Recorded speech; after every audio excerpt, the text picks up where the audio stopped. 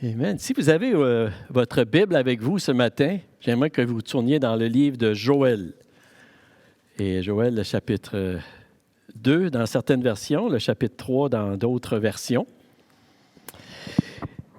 Et si vous avez suivi les prédications sur notre site web, sur notre site virtuel dans le mois de janvier, vous savez, j'ai partagé 3 messages tirés du livre du prophète Joël.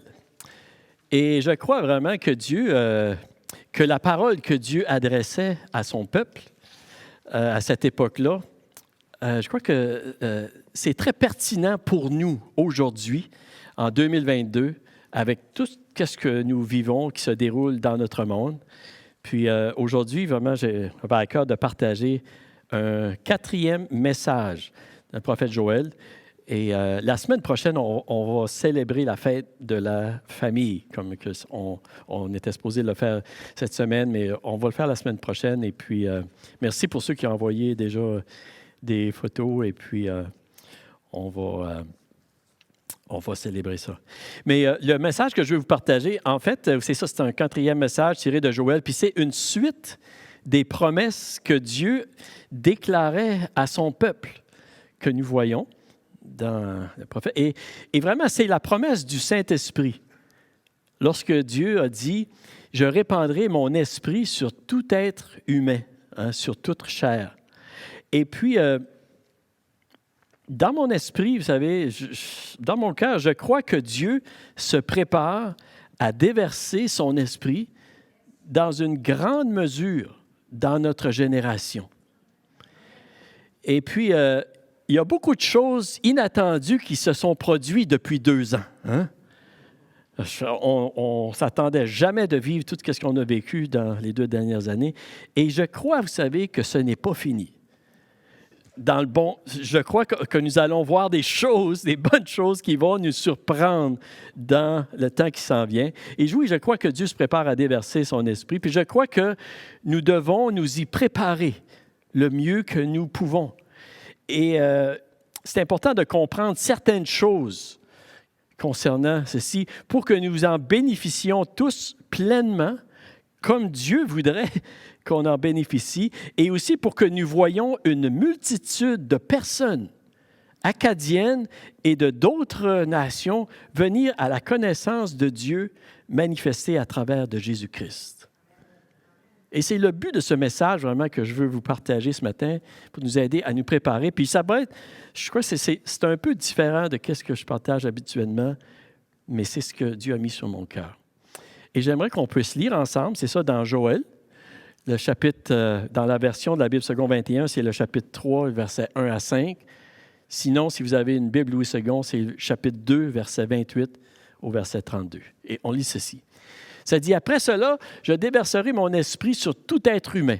Vos fils et vos filles prophétiseront, vos vieillards auront des rêves et vos jeunes gens des visions. Même sur les serviteurs et sur les servantes, dans ces jours-là, je déverserai mon esprit. Je ferai des prodiges dans le ciel et sur la terre, du sang, du feu et des colonnes de fumée. Le soleil se changera en ténèbres et la lune en sang avant l'arrivée du jour de l'Éternel, de ce jour grand et terrible. Alors, toute personne qui fera appel au nom de l'Éternel sera sauvée. Il y aura des rescapés sur le mont Sion et à Jérusalem, comme l'a dit l'Éternel, et parmi les survivants que l'Éternel appellera. » Et Père Céleste, oui, je prie que tu nous aides à comprendre ta parole et aussi, Seigneur, à entendre ce que ton esprit dit à ton Église, ce que tu veux nous dire aujourd'hui dans les temps que nous vivons. Et je prie, Seigneur Dieu, oui, que tu nous aides afin que nous puissions marcher avec toi dans l'œuvre que tu veux accomplir dans notre génération. Et je prie que tu m'aides à partager ce message, Seigneur Dieu, comme tu le voudrais, et pour ta gloire, et pour ton honneur, et pour l'avancement de ton royaume. Et je te demande ces choses dans le nom de Jésus. Amen. Amen. J'aimerais tout d'abord vous rappeler le contexte du message du prophète Joël. Et ici, on se situe à environ 800 ans avant Jésus-Christ. le peuple d'Israël, il s'était endormi spirituellement. Dans leur prospérité, dans leur confort, ils avaient progressivement abandonné le Seigneur. Et ils ne lui donnaient plus l'importance qu'ils devaient avoir dans leur vie, dans leur nation. Et le peuple, il se dirigeait vers une catastrophe encore plus grande en s'éloignant de Dieu. Et c'est un peu comme une personne, vous savez, qui s'endort au volant de sa voiture. C'est dangereux. Hein? C'est un peu ça qui se produisait. Et par amour, vous savez, dans sa grâce, par amour, Dieu recherchait à avertir son peuple pour le protéger, pour le ramener à lui. Hein? Mais malheureusement, le peuple ne l'écoutait pas. Leur cœur était endurci et leurs oreilles étaient bouchées, on pourrait dire. Hein? Il faut faire attention parce que ça peut nous arriver à nous aussi. Et le Seigneur a dû prendre des moyens drastiques pour avoir l'attention de son peuple. Et le Seigneur a permis des fléaux, des afflictions, des épreuves, des fléaux naturels qui se répétaient continuellement, un après l'autre, et qui étaient en train vraiment de détruire et d'affliger le pays d'une grande manière. Il y avait des sauterelles, vous savez, il y avait des feux, des famines, d'autres catastrophes, une après l'autre. C'est ça que nous lisons dans le livre du prophète Joël. Et ce n'était pas à cause de la pollution. Parce qu'il n'y avait pas de pollution, il n'y avait pas de CO2 comme il y en a aujourd'hui. Et Joël, vous savez, il nous dit qu'il y avait une relation très étroite entre les fléaux, les difficultés qui se produisaient et le fait que le peuple avait abandonné son Dieu. On le voit très bien. Vous savez. Et Dieu leur disait, « Revenez à moi de tout votre cœur. » Avec des pleurs, avec des lamentations, avec des jeûnes, et vous verrez la bénédiction sur votre nation. Dieu leur disait, sonnez la trompette, faites-la retentir sur ma montagne, réveillez mon peuple, avertissez-le. Dieu désirait que son peuple porte attention à lui et à ce qui se déroulait. Dieu voulait que la nation ait une crainte respectueuse envers lui. Et ce n'est pas que Dieu voulait que son peuple ait peur de lui, mais plutôt qu'il le respecte comme celui qui donne la vie, qui pourvoit leurs besoins et qui leur donne de bonnes instructions pour son bien, comme un bon père prend soin de ses enfants. Amen. Et dans son amour, Dieu avertissait son peuple. Et il disait, oui, sonnez la trompette. Hein? Et c'est parce qu'il restait encore du temps pour influencer l'avenir, pour prévenir des catastrophes qui s'en venaient. On sonne l'alarme avant une catastrophe et non après. Et Dieu disait ça. Et Dieu disait à son peuple, si vous revenez à moi, vous savez, de tout votre cœur, vous verrez la bénédiction. Puis Dieu leur disait, je vous aime d'un amour ardent jusqu'à en être jaloux. Il disait, j'ai compassion de mon peuple. Hein? Je vais vous envoyer le blé, le vin nouveau, l'huile. J'éloignerai vos ennemis, je combattrai pour vous. Vous donnez la joie, je remplacerai les années qu'ont dévoré la sauterelle. Je vais avec moi. C'est ça que c'était le message. Et on peut vraiment voir le cœur de Dieu ici pour son peuple, qui est de bénir et de restaurer. Dieu aime sa création. Dieu nous aime, plus qu'on peut même l'imaginer. Et vous savez, je crois que c'est à cet endroit que nous nous trouvons au Canada aujourd'hui. Et si vous avez écouté les messages, ce n'est pas la première fois que vous l'attendez, c'est vraiment sur mon cœur de prier pour notre nation. Je crois vraiment que Dieu nous appelle à revenir à lui de tout notre cœur, parce que Dieu a encore de grandes bénédictions pour notre pays. Mais nous devons revenir à lui. Et cette vérité, ça s'applique, vous savez, à une personne, individuellement, lorsqu'on revient au Seigneur, et ça s'applique aussi pour une nation. Et lorsque nous lisons la Bible, nous y retrouvons une multitude de promesses que Dieu nous promet si nous acceptons de reconnaître nos péchés, de revenir à lui et de croire en Jésus-Christ. Une multitude de promesses. Et ces promesses, ils sont certaines parce que Dieu ne peut pas mentir.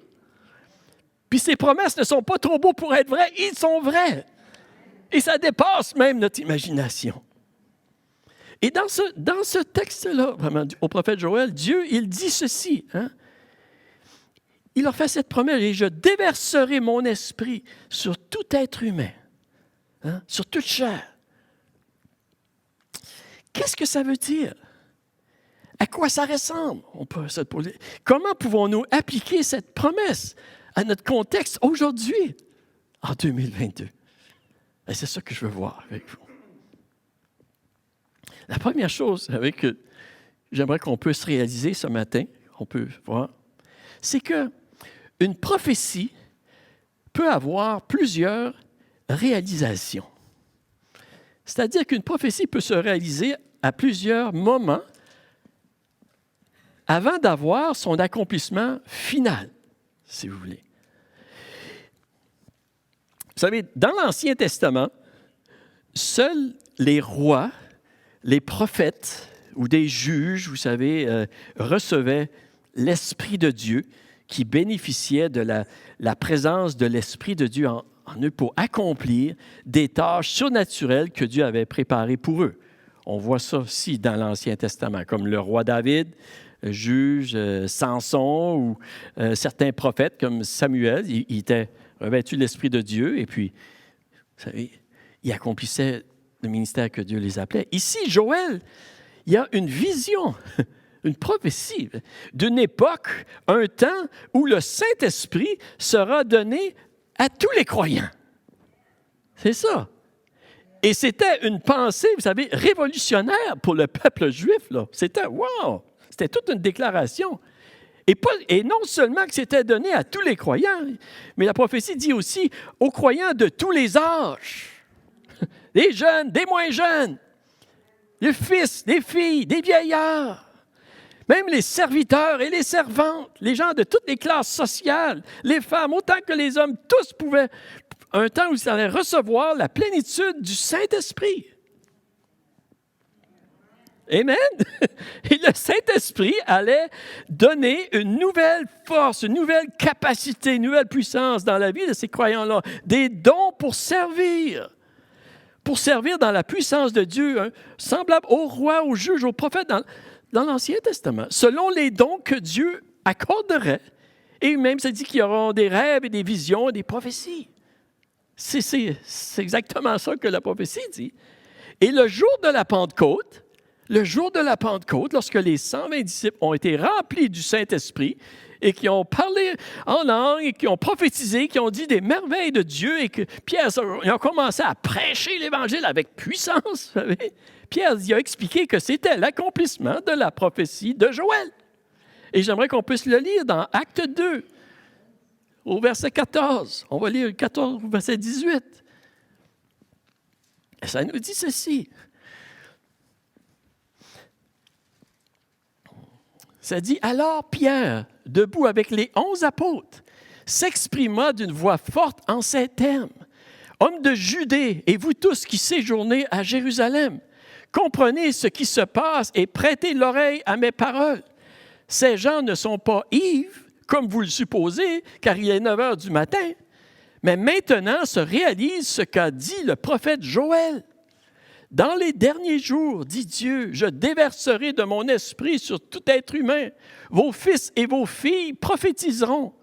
Vos jeunes gens auront des visions et vos vieillards auront des rêves. Oui, sur mes serviteurs et sur mes servantes, durant ces jours-là, je déverserai de mon esprit et ils prophétiseront.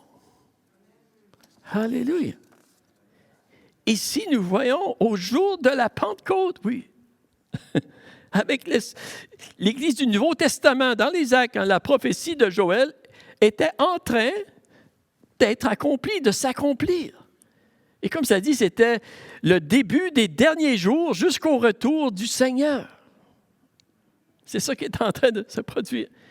Mais il y a une chose importante, vous savez, que nous devons comprendre lorsque nous lisons les prophéties de la Bible aussi. C'est que parfois, la réalisation des prophéties s'accomplit en partie, partiellement, on pourrait dire, à différents moments, jusqu'à la réalisation complète et finale d'une prophétie. Et c'est pour ça qu'il peut y avoir parfois plusieurs moments où la prophétie s'accomplit jusqu'à temps qu'elle soit accomplie complètement, vous savez, à la fin. Et il y a quelqu'un qui a comparé ça à un preview, un film, un prévu, je pense que ça se dit en français, ou un trailer, vous savez, c'est ça, tu sais, où ce que nous voyons seulement une partie du film, mais non tout le film au complet. Je trouve que c'est une comparaison qui nous aide à comprendre. Et dans le livre de Daniel, oui, il y a des prophéties concernant la venue de l'Antichrist à la fin des temps, vous savez. Et il y a des personnes qui ont déjà existé, qui ont persécuté le peuple juif, à l'exemple de l'Antichrist, vraiment, vous savez, de la fin, mais qui n'était pas l'Antichrist de la fin qui doit venir. Mais c'était comme un preview, si vous voulez. Et il y a aussi, vous savez, par exemple, il y a des promesses de restauration du peuple d'Israël. Et il y a eu une restauration partielle du peuple d'Israël à travers l'histoire, vous savez. Et entre autres, lorsqu'ils ont revenu de l'exil de Babylone. Mais un jour, il y aura une restauration complète et totale du peuple de Dieu. Et il y aura aussi une élimination complète du mal dans notre monde au retour du Seigneur Jésus. Me suivez-vous? Okay.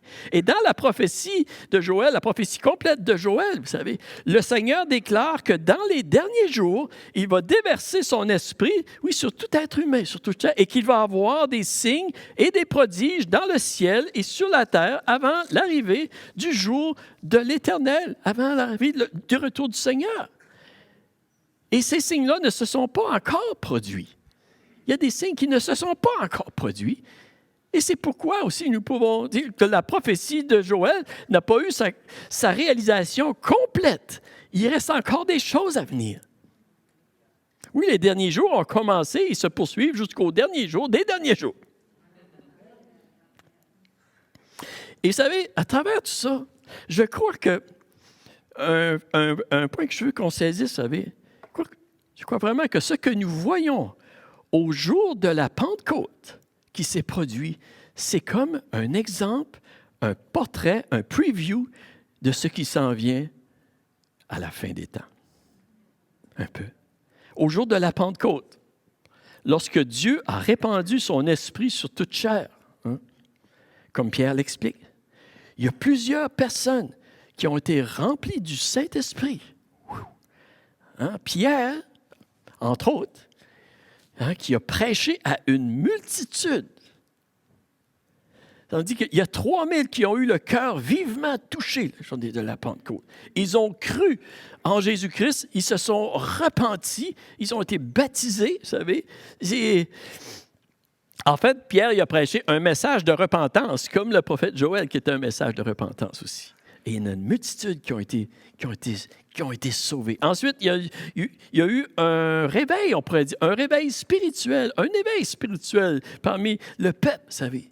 L'Église a pris naissance et elle a grandi. Puis c'est l'Église du Nouveau Testament que nous voyons dans les actes des apôtres. Nous le voyons. Et il y a les personnes, toute personne qui faisait appel au Seigneur était sauvée. Alors, quiconque invoquera le nom du Seigneur sera sauvé. Le christianisme, à ce moment-là, s'est répandu à travers tout l'Empire romain. Ça a changé le monde. Et c'était un moment de grande bénédiction avec une grande action du Saint-Esprit et un grand nombre de personnes étaient sauvées. Et c'est la réalisation en partie de la prophétie de Joël, dont Pierre explique, qui est en train de se dérouler. Mais cette prophétie, vous savez, elle a aussi une portée prophétique pour la fin des temps. Je crois vraiment, avant le retour du Seigneur, le jour de l'Éternel où Dieu va juger la terre pour sa méchanceté. Les signes dans le ciel que Joël a prophétisés ne se sont pas encore accomplis, mais nous savons qu'ils s'accompliront un jour lorsque nous lisons les autres prophéties de la Bible. Par exemple, dans l'Apocalypse, on voit ces choses-là. Mais avant que ce jour arrive, il va y avoir un grand déversement du Saint-Esprit, de son esprit sur toute chair, sur tout être humain. Il y a une grande action, un mouvement du Saint-Esprit qu'on peut appeler un réveil spirituel. Je le crois vraiment. Dans l'histoire, il y a eu plusieurs moments dans notre histoire où il y a eu des éveils spirituels ou des réveils spirituels avec John et Charles Wesley, Jonathan Edwards, Whitefield. le mouvement pentecôtiste au début des années 1900, vous savez. Et je crois, vous savez, qu'il y a un grand mouvement du Saint-Esprit également qui s'en vient. Qui s'en vient. OK? Et je crois que plus grand que qu'est-ce qu'on n'a jamais vu encore. Je vais vous poser une question aujourd'hui. Hein? Combien de vous, de personnes ici, dans les années, entre les années 70 et 90, 1970 et 1990, combien de personnes ici vous avez venu à la connaissance de Jésus-Christ comme votre sauveur personnel? Il y en a quand même assez. Il y en a avant ça, puis il y en a après ça aussi. Mais juste pour vous dire que je sais que, vous savez, moi, on a connu le Seigneur au Québec, hein, à Chibougamau, bien sûr. Hein? Mais dans ces années-là, il y avait un mouvement du Saint-Esprit, hein, à Saint-Hyacinthe aussi. C'était l'Église à Chibougamau.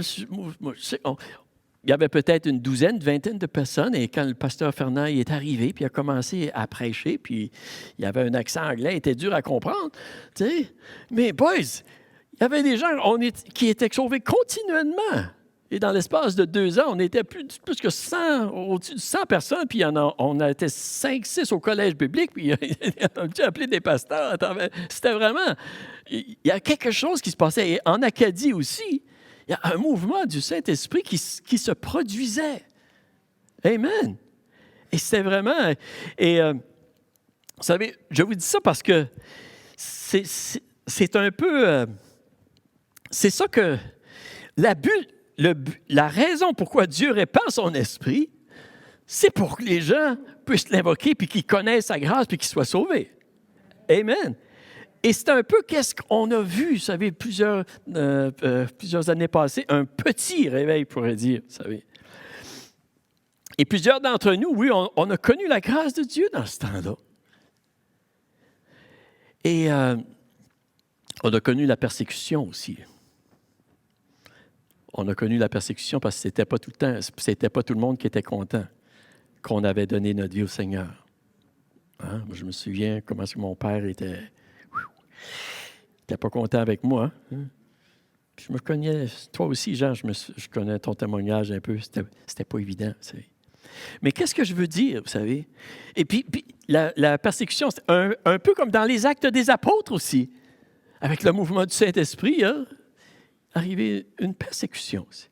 Mais qu'est-ce que je veux qu'on pourrait saisir ce matin? C'est ça, c'est que l'accomplissement de la prophétie de Joël que nous voyons dans le livre des Actes, c'est comme un prévu de ce que nous allons voir se réaliser avant le retour du Seigneur. La promesse du Saint-Esprit qui va venir avec puissance. C'est quoi? Une foule de personnes qui vont faire appel à Jésus et qui vont être sauvées, Et avec une persécution accrue aussi contre le peuple de Dieu, mais une force surnaturelle donnée au peuple de Dieu. C'est un peu comme le retour à l'Église du Nouveau Testament que nous allons voir. Et la question qu'on doit se poser aujourd'hui, vous savez, je dirais que c'est celle-ci. Et sommes-nous arrivés au moment de l'accomplissement complet de la prophétie de Joël? On parle beaucoup de la fin des temps, vous savez. On en parle beaucoup. Je ne sais pas. Il n'y a personne qui sait exactement c'est quand, vous savez. Mais avec tout ce qui se passe aussi, on se pose des questions, là. Wow! Où est-ce qu'on est rendu, là, Seigneur, avec tout ce qui se passe sur notre planète? Et la question, vous savez, que je me pose, je nous pose, c'est, sommes-nous arrivés dans notre génération au moment de la fin, au moment de cette nouvelle Pentecôte où Dieu se prépare à déverser encore une fois son esprit dans une grande mesure sur une multitude de personnes, dans l'Église et à l'extérieur de l'Église aussi. Savez-vous que moi, là, j'ai connu le Seigneur là, à l'extérieur de l'Église. Avant de venir à l'Église, le Seigneur m'avait déjà convaincu de ce que j'étais. Il m'avait touché profondément, vous savez. C'était l'Esprit de Dieu. C'était vraiment le Saint-Esprit qui œuvrait. Et je me pose la question, sommes-nous arrivés à un moment où beaucoup de personnes vont être sauvées? Un réveil ou un éveil spirituel. Je pense un réveil, c'est parmi le peuple de Dieu. Moi, un éveil, c'est parmi les nations à un moment donné qui commencent à chercher le Seigneur, qui commencent à avoir une soif de Dieu, de vouloir connaître Jésus, de vouloir... C'est ça. Sommes-nous rendus là? Et au Canada, je parle du Canada ici, là, comme dans d'autres pays qui se produisent sur la planète. Sommes-nous arrivés à un moment où la persécution contre les croyants sera accrue comme dans les Actes des Apôtres, mais en même temps, on va voir une multitude de personnes se tourner vers Jésus. Sommes-nous arrivés à une nouvelle Pentecôte et revivre ce que l'Église du Nouveau Testament a vécu. Puis je vous ai dit tout à l'heure, ce n'est pas mon style trop de partager un message de ce genre-là, vous savez, avec un... Et qu'est-ce que... Je ne vous partage pas ceci, vous savez, comme un simple cliché, tu sais. Il va y avoir un réveil en Acadie, tu sais. On a entendu ça. Non, je ne ressens pas cette façon-là. Quand je vous partage ça, je suis sérieux quand je vous partage ceci. Tu sais, sommes-nous arrivés à un moment où ce que nous allons voir des choses que nous n'avons pas vues encore parce que l'Esprit de Dieu va agir avec puissance. Et je peux me tromper, vous savez, je peux vraiment me tromper, mais j'ai le sentiment que nous sommes rendus à un moment, vous savez, où ce que Dieu se prépare à répandre son esprit d'une manière puissante. Et la question doit se poser, c'est, vous savez, comment nous préparer à la venue de l'Esprit avec puissance? Comment devrions-nous nous préparer? Hein? Un éveil spirituel, ça amène des grands besoins dans l'Église. Ça amène des grands besoins, vous savez. Et j'aimerais en voir seulement 2 avec vous ce matin. Le premier, c'est celui-ci. Comment nous préparer à la venue de l'Esprit? Nous devons prier pour des bons bergers et être prêts de devenir un berger pour quelqu'un. Et Jésus, dans Matthieu 9, au verset 35, au verset 37, on lit ceci, ça dit, « Jésus parcourait toutes les villes et les villages. Il enseignait dans les synagogues, proclamait la bonne nouvelle du royaume et guérissait toute maladie et toute infirmité. À la vue des foules, il fut rempli de compassion pour elles, car elles étaient blessées et abattues comme des brebis qui n'ont pas de berger. Alors, il dit à ses disciples, « La moisson est grande, mais il y a peu d'ouvriers. Priez donc le maître de la moisson d'envoyer des ouvriers dans sa moisson. » Vous savez, lorsque la Bible nous compare à des brebis, pas l'Église a un troupeau de brebis, là, tu sais. C'est pas vraiment un compliment.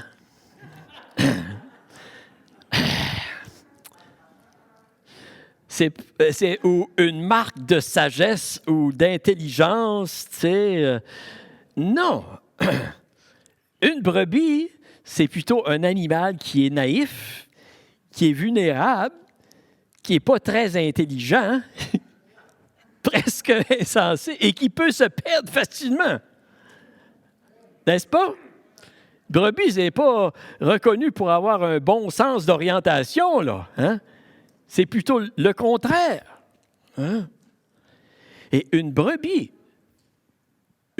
qui n'a pas de bon berger qui veille sur elle, elle peut se perdre facilement en s'éloignant du troupeau, en allant à droite ou à gauche, vous savez. Et c'est pourquoi c'est important d'être attaché à une église, à une bonne église, et d'avoir un berger, un bon berger, qui aime ses brebis. Êtes-vous avec moi? Et avec le mouvement accru du Saint-Esprit, vous savez, lorsque le Saint-Esprit agit avec puissance et qu'on voit une multitude de nouvelles de nouvelles brebis, de jeunes brebis qui, à un moment donné, qui voient la lumière, hein, comme plusieurs d'entre nous, puis qui ont, à un moment donné, qui ont des rêves, puis qui ont des visions, puis qui ont des dons, puis qui ont des prophéties, à un moment donné, que plusieurs personnes, vous savez, plusieurs brebis, s'il n'y a pas de bon berger, ça peut devenir le chaos total dans la bergerie. Ça peut devenir la confusion, l'anarchie, le désordre, et plusieurs brebis peuvent s'égarer. Et la bénédiction que Dieu voudrait envoyer, la vie, la paix, la joie, ça peut être une bénédiction qui peut se perdre, qui peut être minimisée de la façon que Dieu voudrait qu'elle soit répandue. Êtes-vous avec moi? Le troupeau de Dieu a besoin d'un bon berger pour profiter de la plénitude de l'Esprit que Dieu envoie, pour voir les fruits et les personnes que Dieu voudrait sauver à travers son Esprit et pour que son peuple reçoive la force qu'il a besoin.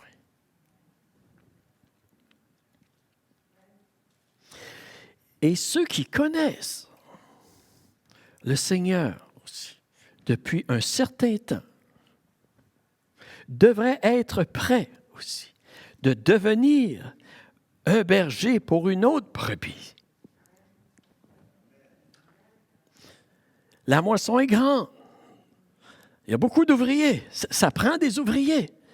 On doit être prêt. Oui, Seigneur. On prie pour des bons bergers et on devrait être prêt de devenir un berger pour quelqu'un. Vous savez, quand on est venu au Seigneur, moi puis Valérie, à Chibougamau, hein, le pasteur Fernand était là, puis c'était un bon pasteur. Puis avec toute cette gang-là de 70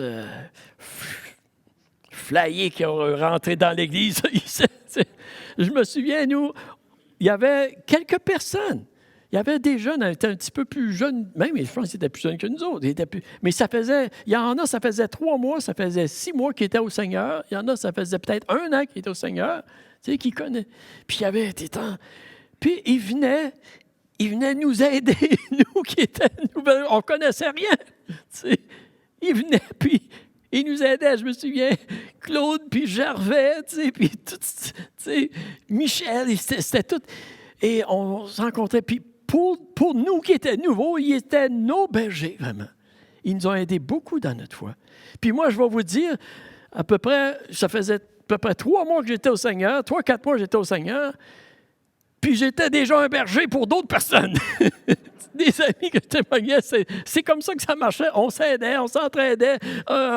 Qu'est-ce que je savais, je le partageais le mieux que je pouvais. Puis... Et je crois, vous savez, on parle d'un mouvement du Saint-Esprit, là, qu'il va y avoir des gens, une multitude qui vont venir au Seigneur. Là. Je vous regarde, vous autres. Là. Il faut qu'on soit prêt d'être un berger, nous autres aussi, pour une brebis qui va venir au Seigneur, qui va être nouveau. Parce que c'est pas juste le travail des pasteurs, là, mais c'est le peuple de Dieu. Puis il faut qu'on soit prêt. Êtes-vous avec moi ce matin? Il faut qu'on se prépare de cette façon-là. Oh, yeah. La brebis est encore là. OK. Et le deuxième besoin que je vais vous partager ce matin, c'est celui-ci. On doit prier pour que les brebis respectent les bons bergers. Et je vais vous dire ce matin, ce n'est pas facile pour moi de partager ça. Mais je crois que c'est important. Et ici, ça dit de respecter l'autorité, en fait, de respecter les bons bergers. Et je ne parle pas d'une soumission aveugle ici et insensée. Ce n'est pas ça que je parle. Mais plutôt d'avoir un respect, d'avoir un dialogue et un respect avec les gens qui nous dirigent. Dans Hébreux 13, 17, ça nous dit ceci, ça dit « Obéissez à vos conducteurs et soumettez-vous à eux, car ils veillent sur votre âme, en hommes qui devront rendre des comptes. Ils pourront ainsi le faire avec joie et non en soupirant, ce qui ne vous serait d'aucun avantage. » savez, le travail de berger, de pasteur, ce n'est pas toujours un travail qui est facile. Et puis, c'est un appel, je crois que c'est un appel de Dieu, puis Dieu nous donne la grâce, puis Dieu nous donne les dons, puis on le fait avec la grâce de Dieu, c'est la seule manière. Et vous savez, même d'être un berger là, pour 2 ou 3 personnes, là, pour le petit groupe de personnes que le Seigneur va vous donner, c'est pas toujours facile. Il y a quelqu'un qui peut dire amen à ça? OK, merci. Et j'irais même jusqu'à dire que lorsque l'Église connaît un mouvement du Saint-Esprit qui souffre, c'est encore plus difficile. C'est encore plus difficile pour la personne qui est responsable de diriger, oui. Et c'est plus difficile pour les brebis aussi, qui doivent respecter, qui doivent écouter et se soumettre à leur berger, alors qu'eux autres même, ils ont des visions, puis ils ont des rêves, puis ils ont des dons, puis ils ont des prophéties, puis le Saint-Esprit agit, puis le Saint-Esprit souffle, vous savez. Wow, c'est pas facile pour les brebis de respecter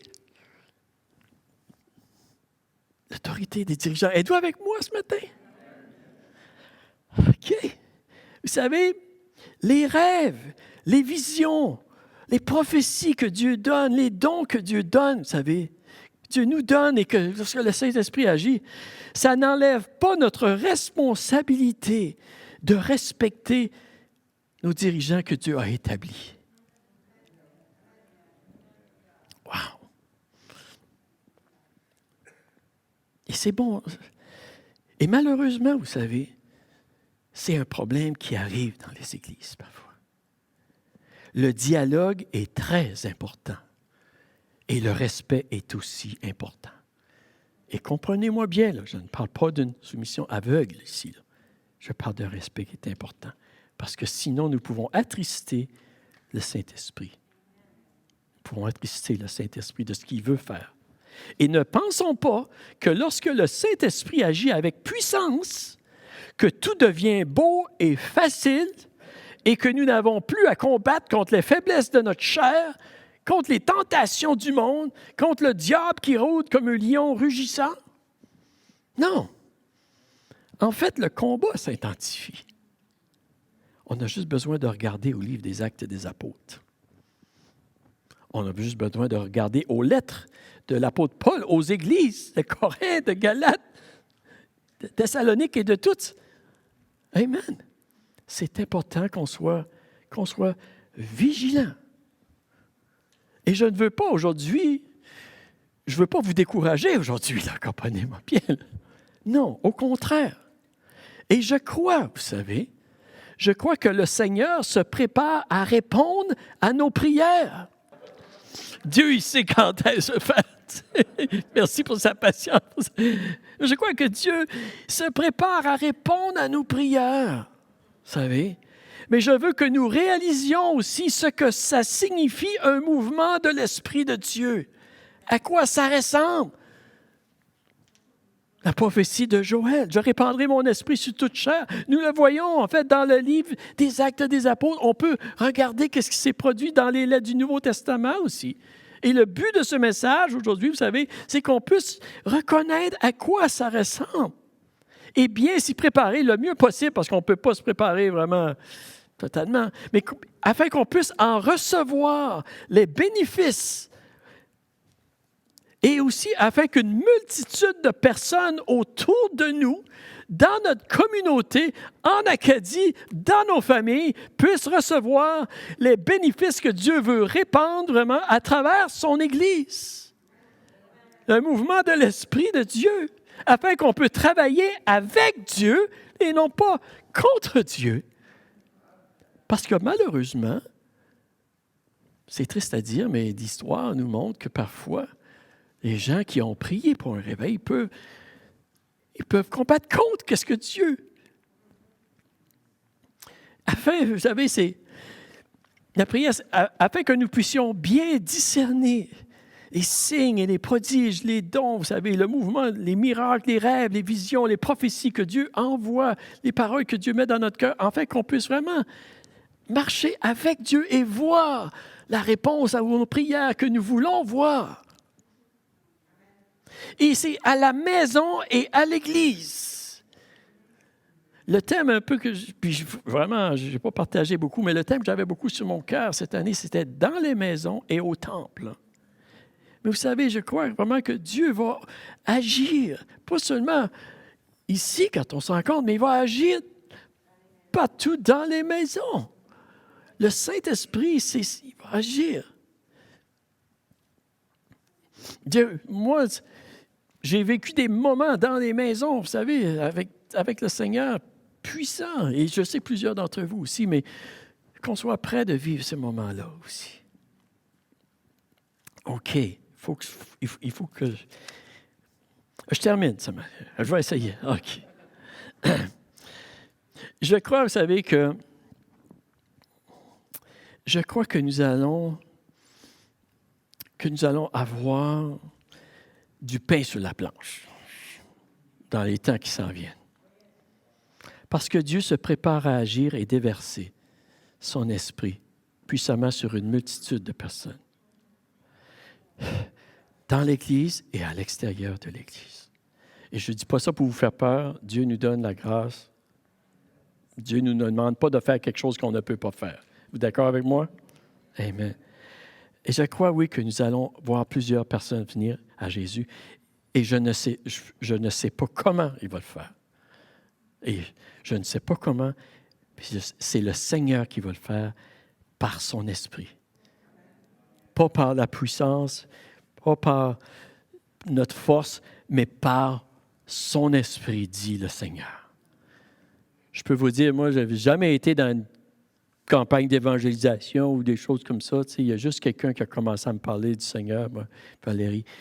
Puis le Saint-Esprit m'a amené à lui. Puis j'étais pas mal convaincu. Tu sais. J'étais encore pas mal convaincu. Mais je vous dis ceci, simplement pour vous encourager. C'est ça. Tu sais, je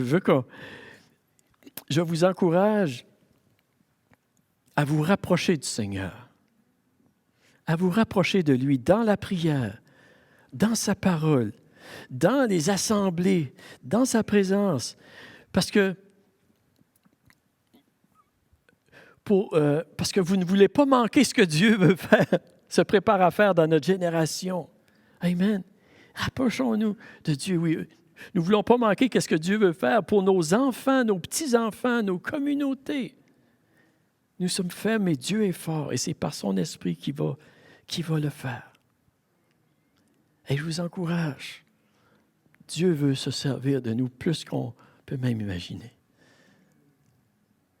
Et ma prière, c'est que oui, tu sais, ma prière, c'est qu'on puisse simplement être ouvert et laisser Dieu agir à travers de nous. Et sommes-nous arrivés au moment de l'accomplissement de la prophétie de Joël?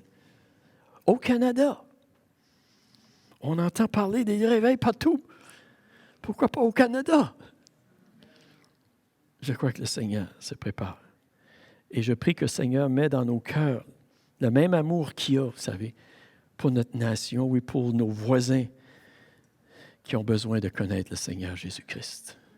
Puis qu'on dit, oui, Seigneur, visite-nous, remplis-nous, équipe-nous, Seigneur Dieu. Puis aide-nous, Seigneur, à travers, parce que tu veux sauver nos voisins, tu veux sauver nos familles, puis nos enfants, puis les ramener à lui. Est-ce qu'on peut se lever debout ensemble? Alléluia, Seigneur. Merci, Jésus.